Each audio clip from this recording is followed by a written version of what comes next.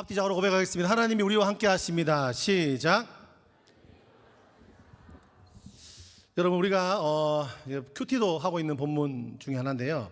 마태복음은 이 18장은 제자 공동체의 규칙을 다루고 있습니다. 마태복음은 예수님의 가르침을 큰 설교 블록들로 묶는 특징이 있는데 18장은 그 중에서도 제자들의 관계의 질서를 다루는 핵심 블록이라고 볼 수 있습니다. 앞쪽 16장과 17장을 보면 뭐가 나오냐면 베드로의 신앙 고백. 베드로가 평소에 그런 사람 아닌데 갑자기 성령님이 임하셔갖고 갑자기 예수님께 놀라운 신앙 고백을 하고 예수님께서도 그 베드로를 칭찬하시죠.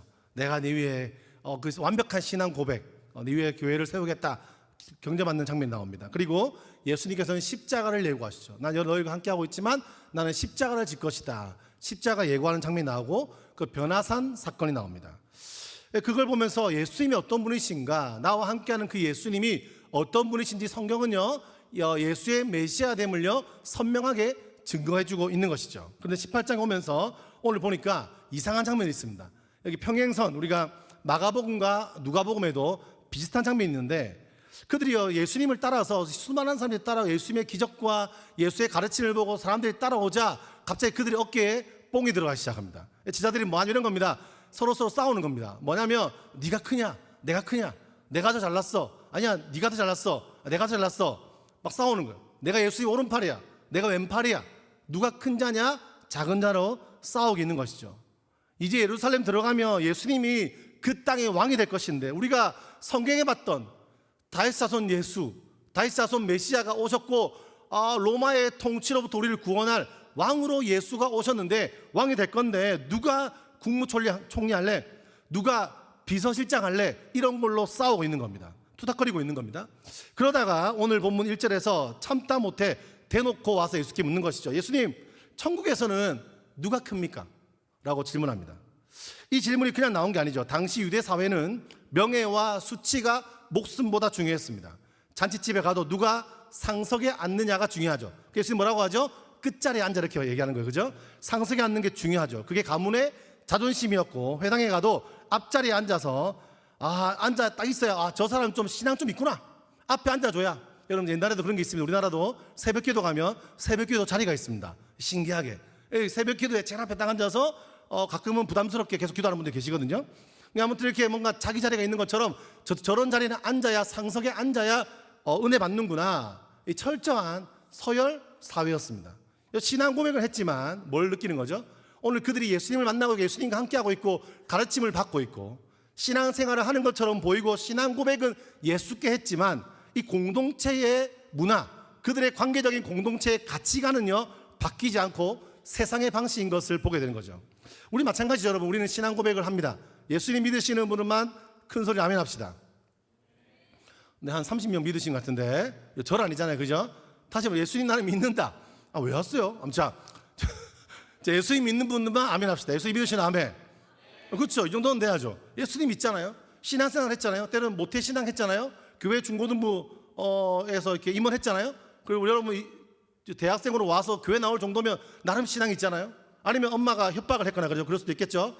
용돈 받으니까 주보를 보내라, 사진 찍어서, 이런 사람도 있지 않겠습니까? 아무튼 한 3명 웃었는데 그 사람들 같습니다. 주보 때문에 왔어요. 이따 주보 주지 마세요. 우리 공동체가 주보가 없기로 소문난 공동체입니다. 딱 100개만 준비하고 사라집니다, 여러분. 아무튼 보면 신앙생활 열심히 하는 것 같지만, 교회 생활하지만 삶의 방식이 세상과 똑같은 사람들이 있죠. 판단 기준이 세상의 방식입니다. 공동체 자기가 삶에 예수를 믿는다고 하지만 삶에 결정하는 모든 가치와 기준에 하나님 믿는 사람다운 성경이 말하는 가치가 아니라 세상이 말하는 가치에 따라서 자기의 삶을 계획하고 자기의 삶을 살아가고 자기의 모든 판단 기준이 세상에 매여 있는 사람들이 있죠. 우리를 돌아봐야 됩니다. 그리고 내가 겉으로는 예수님 믿고 복음을 아는 것처럼 보이지만 내가 진짜 복음을 아는지를 돌아볼 필요가 있습니다. 공동체의 분위기도 마찬가지죠. 교회가요 겉은 십자가가 있고 겉은 찬양하지만 공동체의 문화와 방향이, 이 문화가 성경에 보기에 위배되는 잘못된 길을 가는 경우들도 있지요. 사람을 보는 태도, 교회 안에 문제가 생겼을 때 그 문제를 해결하는 방식, 내가 교회에서 마음에 안 드는 사람과 마음에 안 드는 일이 있을 때 그 사람을 어떻게 대하는지, 내가 어떻게 판단하는지, 이 모든 기준들이요, 성경의 행동대로 하는 사람들이 있고 아닌 사람들이 있죠. 그래서 예수님은 오늘 교회가 어떤 거냐, 하나님 나라는 무엇이냐, 교회가 하나님 나라로 살려면 관계를 이렇게 정리해야 되라고 한 장에 몰아서 설명하고 있는 것이죠. 오늘 장소와 상황은 그렇습니다. 길 위의 제자들에게 주신 공동체 수업인 거예요. 오늘 본문의 상황에서 예루살렘 입성 직전 분위기 속에서 제자들은요, 왕국이 열릴 거라고 기대하며 자리, 서열, 보직, 권력, 영향력, 명예를 계산하던 상황에서 예수님께서 공동체의 내면을 정리하신 방법. 예수님, 천국의 큰 자가 누굽니까? 우리도 물을 수 있겠잖아요. 예수님, 제 이 정도 신앙생활 했으면, 이 정도 임원생활 했으면, 이 정도 헌금했으면, 제가 제주까지 와서 신앙생활 했으면 주님 제게 이런 거 주셔야죠. 이런 자리 정도는 주셔야 되지 않습니까? 이 직장은 들어가야죠. 이 결혼은 성공해야죠. 제가요, 이 정도 사람은 돼야죠라는 각자의 기준이 있을 것인데, 그들이 그 마음을 갖고 예수께 오자 예수님 어떻게 하시냐? 갑자기 한 사람을 등장시킵니다. 예수님의 그 교육 방식 그렇거든요. 요즘에 교육에도 되게 교육 방식이 여러 가지 있지만 말로만 하면 안 되지 않습니까? 입체로 이게 4D로 보여줍니다. 어떻게 하냐? 3절 말씀입니다. 있는 사람 볼까요? 18절 3절. 이르시되 진실로 너에게 이르노니 너희가 돌이켜 어린 아이들과 같이 되지 아니하면 결단코 천국에 들어가지 못하리라. 4절입니다. 읽어볼까요? 시작.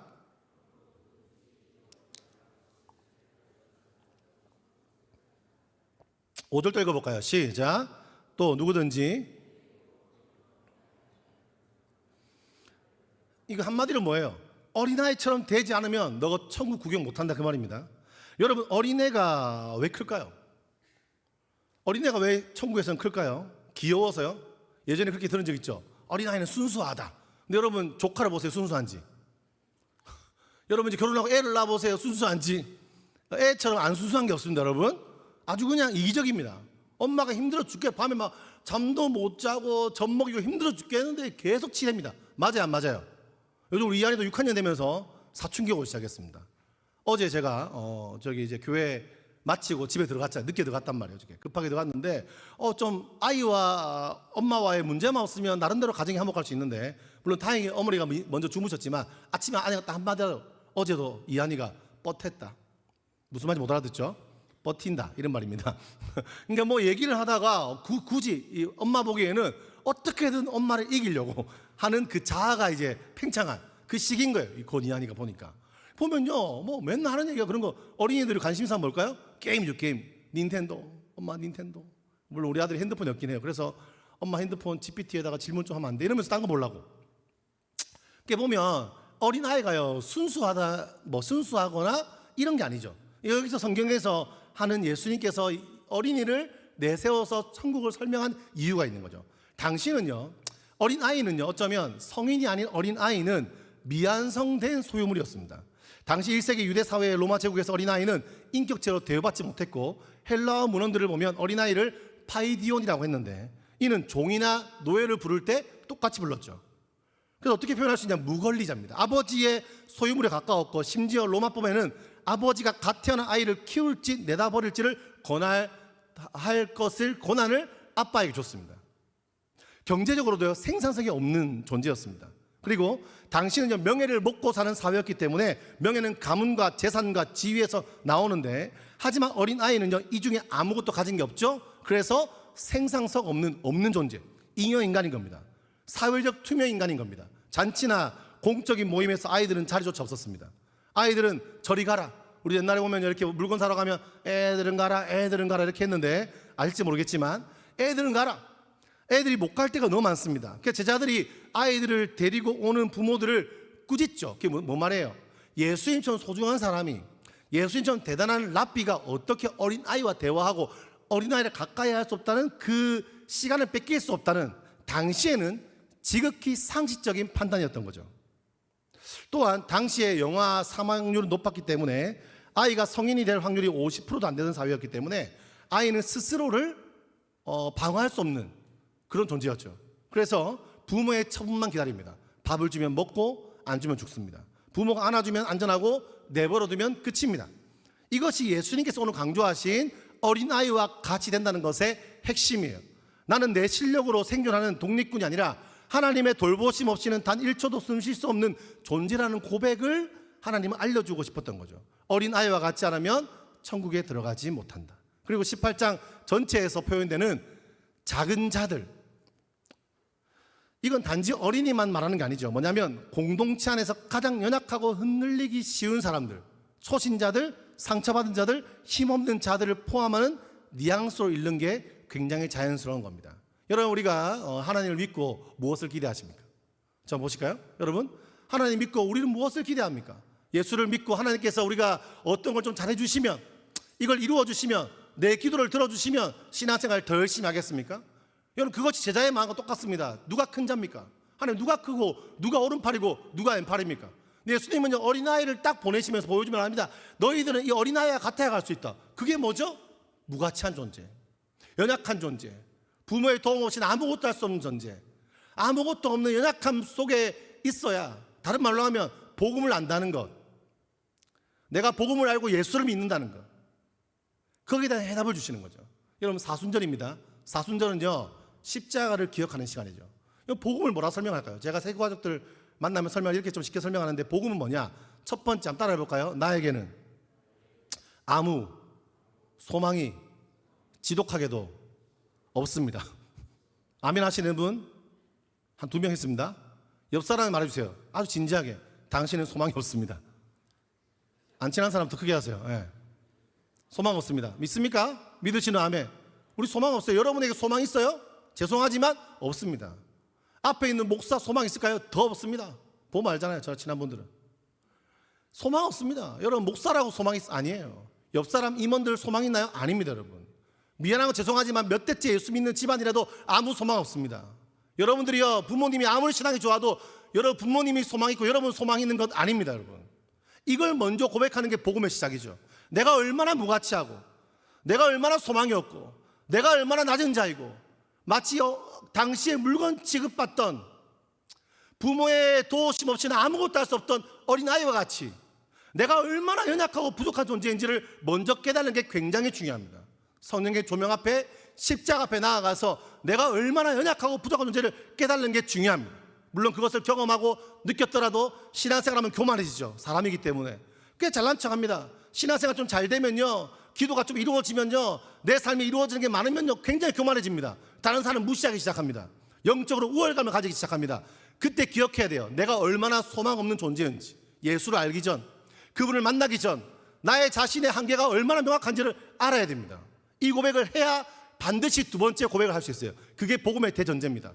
주님, 나에게는 아무 소망이 없기 때문에, 나는 아무것도 할 수 없는 존재이기 때문에, 어린아이처럼 나는 진짜 너무 사회적으로 연약한 존재고 아무것도 할 수 없는 존재이기 때문에 나에게는 예수 그리스도가 내 인생의 소망이십니다. 아멘 하세요? 이럴 때 아멘 하는 겁니다. 한국 교회가요, 너무 멋지게 막, 우리나라도 큰 교회가, 저희 교회도 크지만 교회 안에요, 막 뭐라죠? 돈 많은 사람들이 교회를 가기 시작했습니다. 막 교회 주차장에 좋은 차가 엄청 들어옵니다. 어저께도 어제 제가 머리를 뿜격 가서 했거든요. 우리 형제님이 하시는 뿜격 기억해 주시면 감사하겠습니다. 뭘 자르는데 분명히 앞에 이렇게 차 주차를 하려고 하는데 앞에 이렇게 너무 좋아 보이는 벤츠가 있는 겁니다. 너무 조심스럽게 주차했습니다. 혹시나 살짝 스치기도 하면 큰일 나잖아요. 그러고 나서 이제 다시 머리 감고 탔는데 차가 바뀌었는데 다른 벤츠가 와 있는 거예요. 이 동네 벤츠가 왜 이렇게 많지? 이러면서 갔단 말이에요. 벤츠 이러면서 갔단 말이에요. 여러분, 좋은 차 타는 사람들 교회 많이 모이고, 사람의 서울 같은 데 가면 어때요? 막 정치인들 부탁해서 막 교회 많잖아요. 그 사람들이 어떻게 해요? 사람의 건물, 사람의 가진 것, 어떤 사람에게 희망을 두고 끊임없이 그게 복음인 것처럼, 그게 힘인 것처럼 기억하고 살아갑니다. 그러다 보니까 뭐가 보이는 거예요? 진짜 복음을 못 누리는 거죠. 예수 그리스도 안에서 내가 얼마나 철저하고 부정되는지를 깨달아야 우리는 십자가를 통과할 수 있는 겁니다. 아멘. 사순절 기간은 그런 기간입니다. 내가 얼마나 무가치 연약한 존재인지를 다시 한번 돌아보는 겁니다. 내 모습을 보는 겁니다. 나의 영적인 바닥을 경험하는 겁니다. 그래서 다시 예수 그리스도가 내 인생의 소망입니다. 어린아이가 하나님을 의지하듯이 나는 하나님의 손을 잡고 싶습니다. 하나님 도우심 없이는 아무것도 할 수 없습니다. 주의 은혜와 긍휼 없이는 난 오늘도 살아갈 수 없는 존재입니다. 고백이 우리 입에서 터져 나오는 시간이 되기를 간절히 소망합니다. 작은 자들, 성경은 그걸 말하고 있는 거예요. 그러면서 오늘 이 성경에서 6절과부터 쭉 보면요, 또 이런 말씀을 하고 6절에 보면요, 누구든지 나를 믿는 이 작은 자 중 하나를 실족하게 하면 차라리 연자 맷돌이 그 목에 달려서 깊은 바다에 빠지는 것이 낫다. 실족하게 하는 일들이 있음으로 말미암아 세상에 화가 있다. 실족하게 하는 일이 없을 수는 없으나 실족하게 하는 그 사람에게는 화가 있다. 8절은 더 무서워요. 만일 내 손이나 내 발이 너를 범죄하게 하거든 찍어내버리라. 장애인이나 다리 저는 자로 영생에 들어가는 것이 두 손과 두 발을 가지고 영원한 불에 던져지는 것보다 낫다. 만일 내 눈이 너를 범죄하게 하거든 빼어버리라. 한 눈으로 영생에 들어가는 것이 두 눈을 가지고 지옥불에 던져지는 것보다 낫다. 10절입니다. 같이 한번 읽어볼까요? 시작. 삼가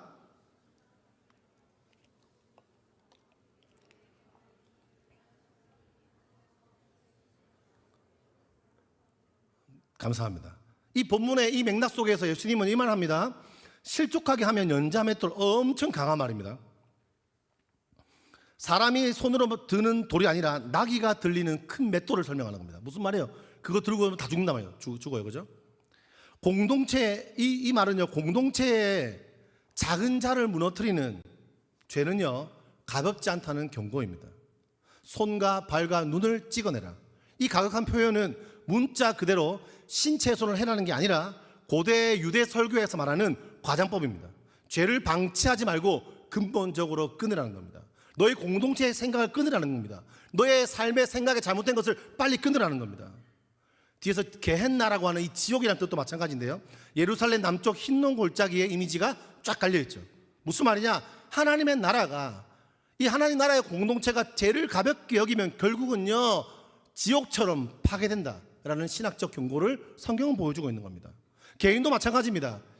교회를 다니지만, 예수를 믿지만, 사순절을 보내고 있지만, 세상과 똑같은 가치와 방법으로 교회 생활을 하고 그 방법으로 교회 신앙생활을 하고 있으면 너의 삶이 지옥이 된다는 거예요. 이 게헨나와 같이 너무너무 쉽지 않은 삶, 파괴된 삶을 살아갈 수밖에 없다는 것을 성경은 말하고 있죠. 이 본문인 겁니다. 우리는 사순절을 보내고 이번 주에 이 본문 큐티들을 하셨을 거고, 그리고 철로 역정들을 보면서 그냥 한번 읽고 넘어갈 게 아니죠. 내 삶은 어디에 와 있는가를 돌아봐야 됩니다. 말씀은 내 삶을 직면하는 거죠. 특별한 절기는 내 삶을 직면하는 겁니다. 나의 위치는 어딘가를 돌아보는 겁니다. 바로 이렇게 위험하고 어려운 말, 무서운 말을 하면서 너무 중요한 말씀을 하고 있죠. 그게 바로 이릉양 비유입니다. 10절 말씀입니다. 한번 읽어볼까요? 시작. 삼가 이 작은 자 중에 하나도 업신여기지 말라. 너에게 말하노니 그들의 천사들이 하늘에 계신 내 아버지 얼굴을 항상 배우느니라. 12절 읽어볼까요? 시작. 너희 생각에는 어떠하냐? 만일 어떤 사람이 양 100마리가 있는데 그 중에 하나가 길을 잃었으면 그 99마리를 산에 두고 가서 길 잃은 양을 찾지 않겠냐? 13절 시작. 진실로 너에게 이르노니 만일 찾으면 길을 잃지 아니한 99마리보다 이것을 더 기뻐하니라. 14절입니다. 시작. 이와 같이 이 작은 자 중에 하나라도 잃는 것은 하늘에 계신 너희 아버지의 뜻이 아니니라. 이 비유는 단순히 전도 많이 해라, 여러분 1인 양 찾기 전도잔치 교회에서 해봤잖아요. 그런 말씀이 아니에요. 이 18장의 문맥상으로 따지면 이렇게 표현할 수 있어요. 작은 자 하나를 멸시하지 마라. 길 잃은 자를 공동체가 포기하자는 말씀이죠. 하지 말라는 거죠. 여러분 12절에 보면 잃은 양 한 마리 비유에 9마리에 100마리 양을 데려갔는데 집에 돌아왔는데 갑자기 한 마리가 없는 겁니다. 여러분 한 마리가 없다. 저 같은 선하지 못한 목자 어떻게 했을까요? 여러분 며칠씩 건너왔잖아요. 어두운 밤이잖아요. 길이 험한 길입니다. 이런 생각 안 하겠어요? 한 마리 잊어버리긴 했지만 어쩔 수 없지. 99마리는 있잖아. 하루에 한 마리 잊어버려도 100일은 가겠다. 뭐 이런 생각 안 하겠습니까? 근데 오늘 이 목자는 그렇지 않다는 겁니다. 여러분 이게 비유가요 참 놀라운 거예요. 세상의 경영으로 따지면요 낙제죠. 1%의 리스크를 관리하겠다고 나머지 90%의 안전을 담보로 잡는 리더가 어디 있습니까? 세상 나라는요 최대 다수의 최대 행복을 말하죠. 99명을 살리기 위해 한 명을 희생시키는 것이 합리적이고 정의롭다고 가르치죠. 이것이 세상에 우리를 다스리는 효율의 통치입니다.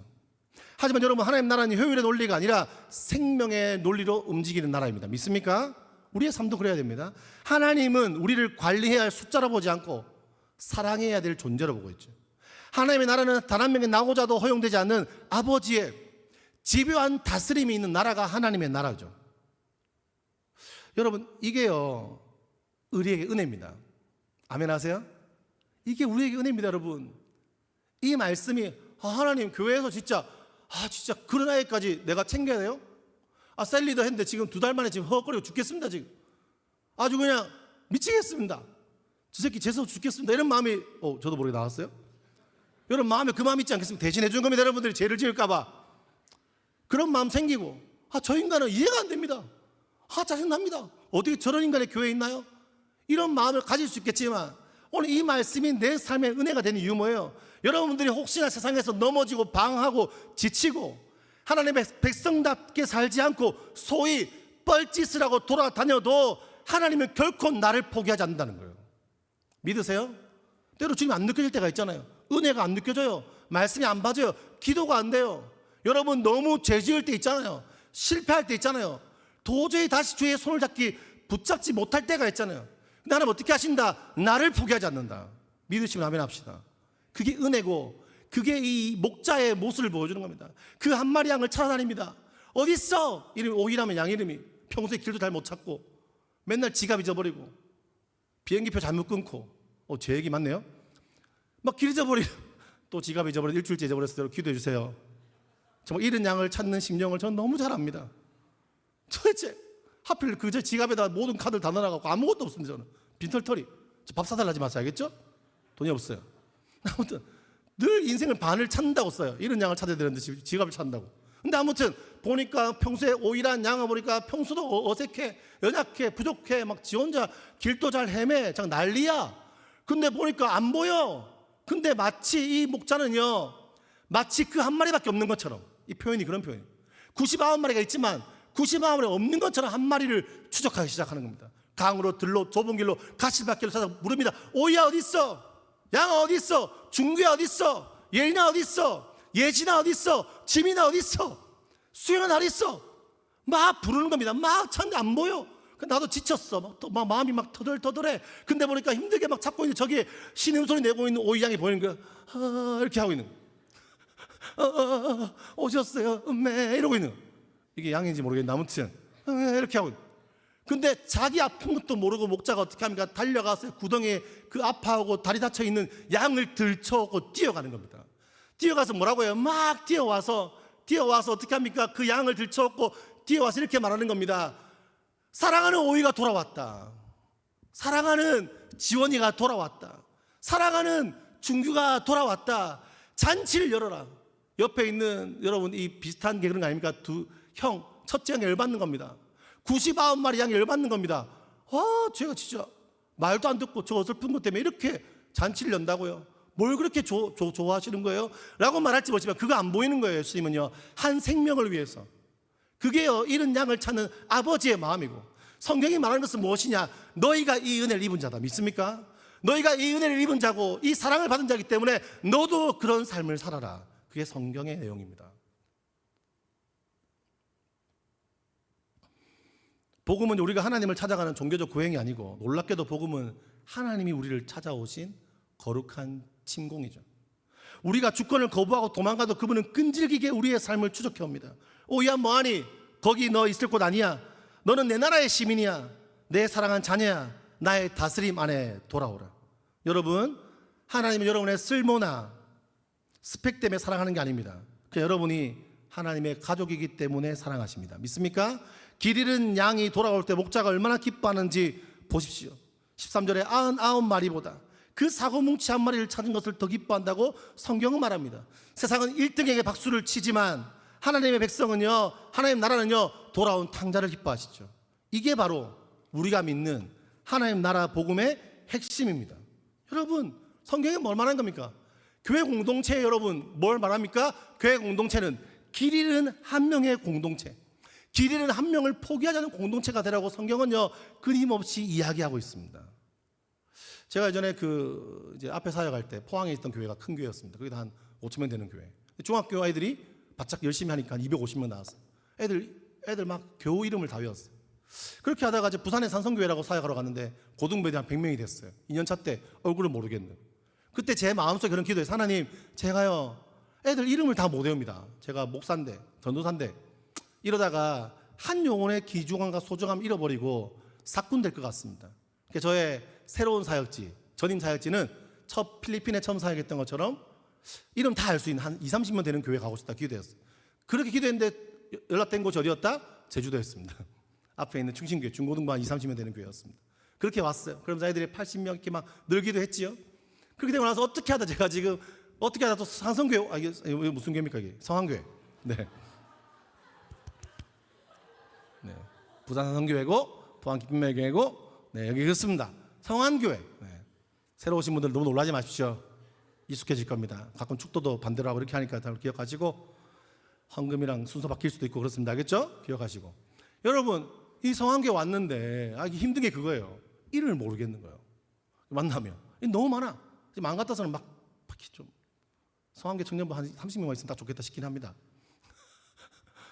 너무 사람이 많아요. 그러니까 이름 또 못 외우겠고, 외웠으면 또 까먹고 막 적고 하고 막 알아보고, 그들의 아픔과 절망과 어려움들 눈에 보이는데 기도는 하지만 당장이라도 만나야 되는데 그 시간을 못 내고, 이럴 때마다요 참 어려운 거 한계를, 그게 구조적 결함이에요.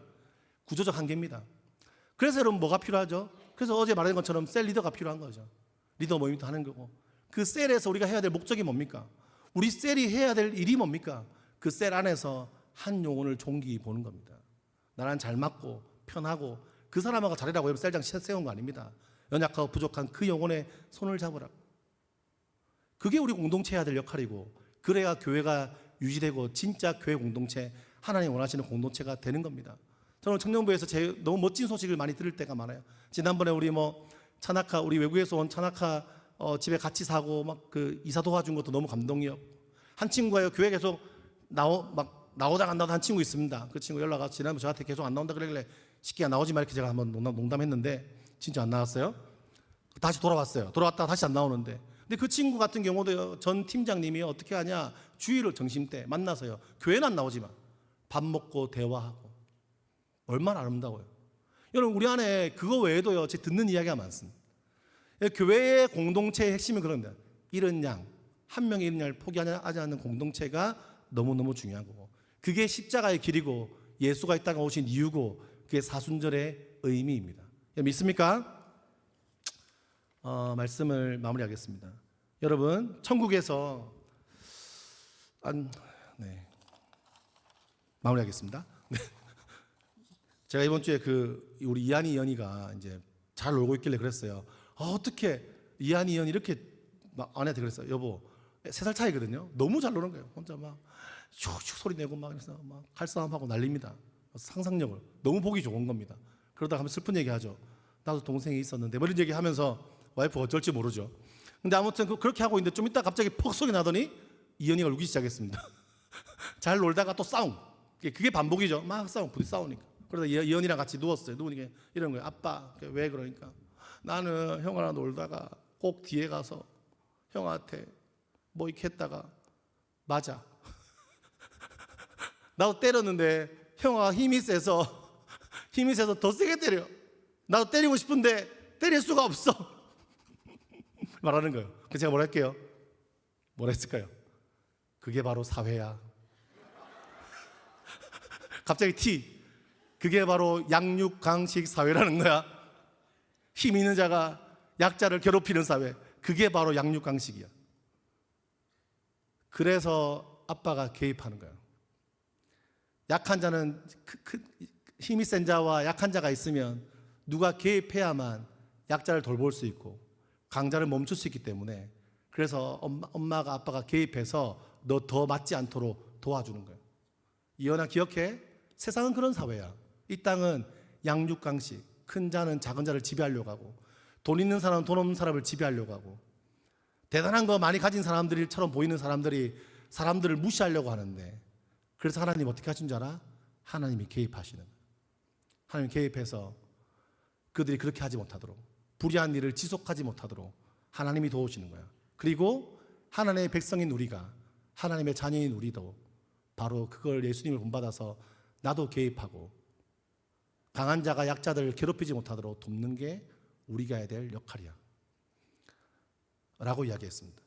알아들었을지 모르겠습니다. 그래서 어떤 신학자는 이렇게 얘기하죠. 하나님은 왜 가난한 자를 더 사랑하시나요? 하나님 왜 더 약한 자를, 잃어버린 양을 더 사랑하시나요? 하나님은 공평하던데 왜 공평하지 않나요? 네, 그렇게 이야기하죠. 맞다고. 하나님은 약자의 하나님이시고 하나님은 약자를 돌보시는 주님이시다.